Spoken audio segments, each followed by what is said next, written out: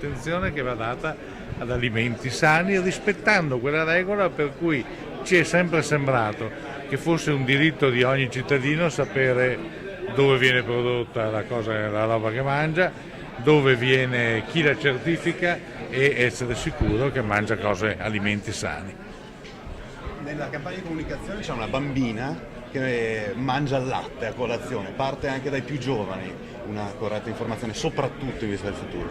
Deve partire dai più giovani, gli uomini che hanno la mia età, ahimè, non è lontana dai tempi della gioventù, si ricordano che era completamente assente una forma di educazione alimentare di questo tipo, ma la corretta alimentazione, il corretto modo di mangiare, cibarsi di cose sane è un dovere, oserei dire, che inizia proprio dai primi tempi, dai primissimi anni. Tantissime malattie sono dovute a comportamenti alimentari scorretti o a cibi di qualità non all'altezza della nostra tradizione. Quindi la correttezza comincia fin da quando si è bambini.